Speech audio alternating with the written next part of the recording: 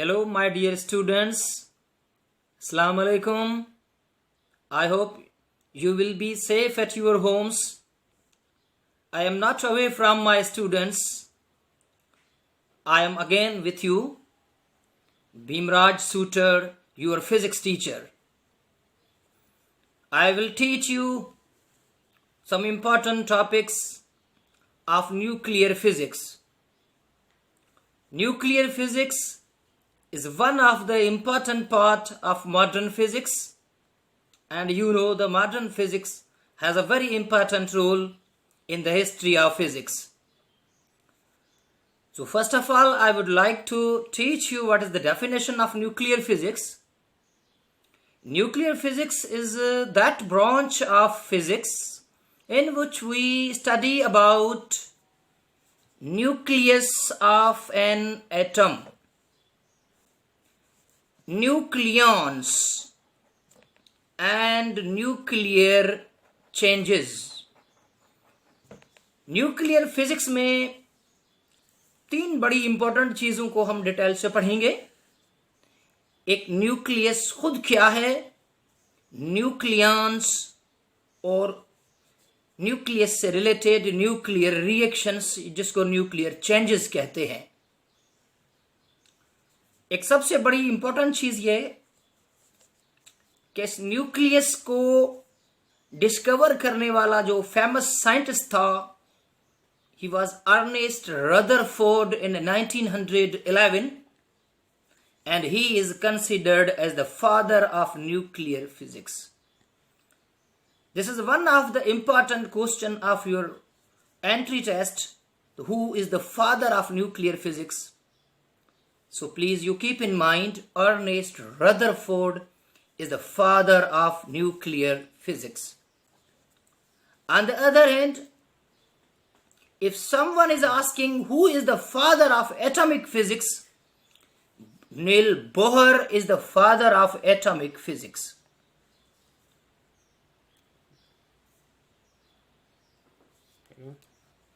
Nucleus क्या है? Nucleus atom का सेंट्रल पार्ट है जिसमें एटम का पूरा मास कंसंट्रेट होता है. The central part of atom in which its mass is concentrated. हालांकि एटम में तो न्यूक्लियस के अलावा इलेक्ट्रॉन्स भी होते हैं, लेकिन वो इलेक्ट्रॉन्स न्यूक्लियस के बाहर होते हैं, अपने ऑर्बिट्स और शेल में रिवॉल्व करते हैं, इसलिए उनका मास से ताल्लुक नहीं होता है. न्यूक्लियस पे ओवरऑल जो चार्ज है वो पॉजिटिव चार्ज है और साइज के पॉइंट ऑफ व्यू से न्यूक्लियस का जो डायामीटर है उसका ऑर्डर है 10⁻⁻14 मीटर. ये एंट्री टेस्ट के एमसीक्यूज का भी बड़ा इंपॉर्टेंट क्वेश्चन है कि what is the order of diameter of nucleus. So 10⁻⁻14 metre. What is the density of nucleus? The order of density is 10⁻17 kilogram पर मीटर क्यूब. अगर हम न्यूक्लियस की चार्ज को एटम से कंपेयर करेंगे तो देखो एटम ओवरऑल जो न्यूट्रल होता है वो इसलिए न्यूट्रल होता है क्योंकि उसमें इलेक्ट्रॉन्स और प्रोटॉन्स की जो नंबर है वो इक्वल है.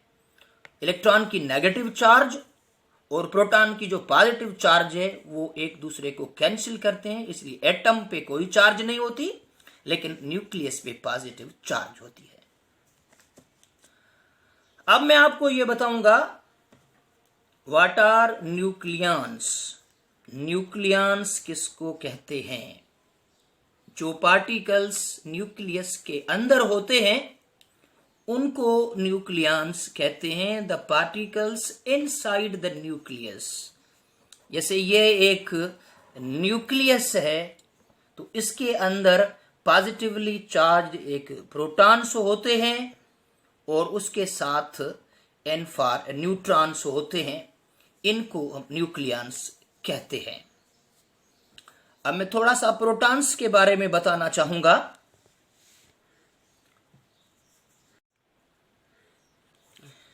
Protons discovered by Rutherford in 1919।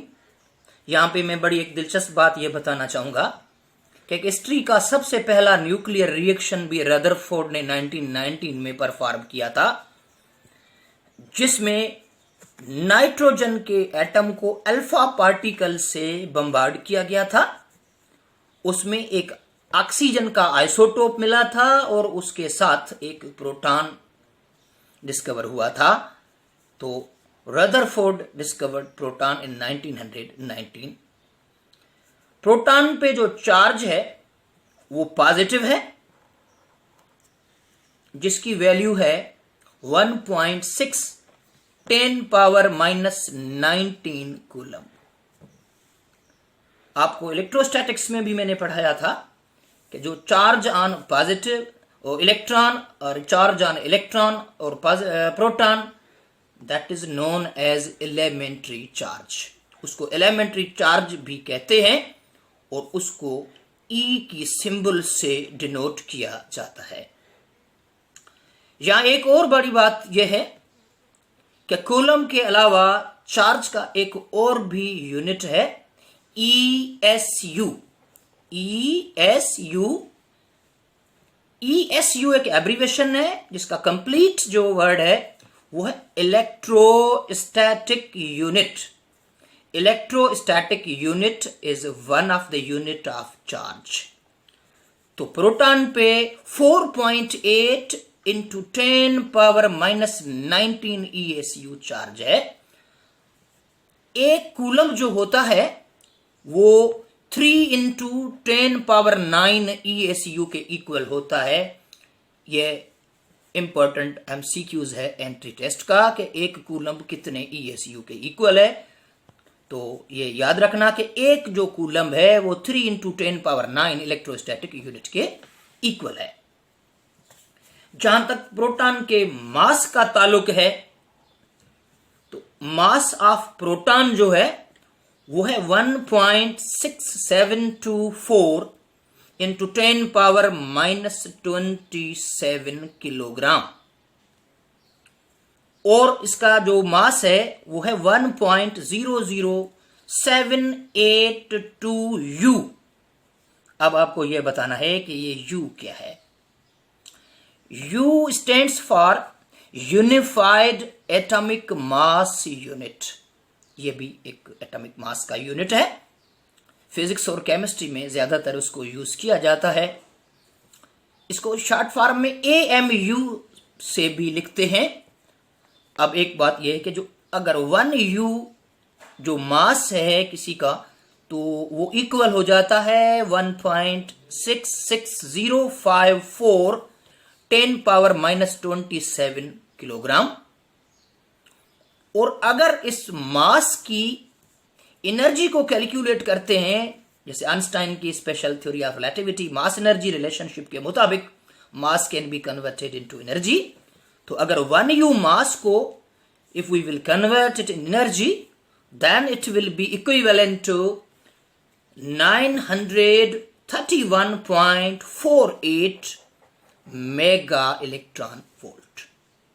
This is very important value कि एक U जो है वो इक्विवेलेंट है 931.48 मेगा इलेक्ट्रॉन वोल्ट। अगर किसी न्यूक्लियर रिएक्शन में 1H1 की सिंबल मिल जाए आपको, तो ये हाइड्रोजन के आइसोटोप प्रोटियम की भी सिंबल है, लेकिन उसके साथ प्रोटियम के साथ ये सिंबल प्रोटॉन की भी है कि 1H1 में प्रोटियम के जो आइसोटोप है हाइड्रोजन का, उसमें भी एक प्रोटॉन होता है। अब एक और बड़ी इंपॉर्टेंट बात यह है प्रोटॉन्स के हवाले से, जितने प्रोटॉन्स किसी एटम में होते हैं, नंबर ऑफ प्रोटॉन्स, तो that is known as atomic number. Number of protons present in an atom is known as atomic number. It is also called charge number. इसको चार्ज नंबर भी कहते हैं, and it is denoted by symbol Z. Protons, if we compare its mass with electrons, then protons are 1836 times heavier than electrons. ये electrons से 1836 times heavier है. अब protons के बाद मैं आता हूं न्यूट्रॉन्स की. Neutrons discovered by James Chadwick. Neutrons को जेम्स चैडविक ने डिस्कवर किया था इन 1932.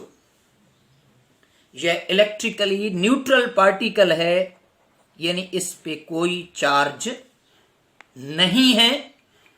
अब एक बात यह है, वेरी इंपॉर्टेंट पॉइंट, कि if you have any charge particle like electron और प्रोटॉन, अगर आपके पास कोई चार्ज पार्टिकल है तो इलेक्ट्रिक फील्ड और मैग्नेटिक फील्ड में उसकी डिफ्लेक्शन होती है. जैसा कि न्यूट्रॉन न्यूट्रल है, इस तरह रेडियो एक्टिविटी में गामा रेज न्यूट्रल होते हैं. तो आपको पता है कि न गामा रेज की भी कोई डिफ्लेक्शन इलेक्ट्रिक फील्ड और न्यूक्लियस मैग्नेटिक फील्ड में नहीं होती है.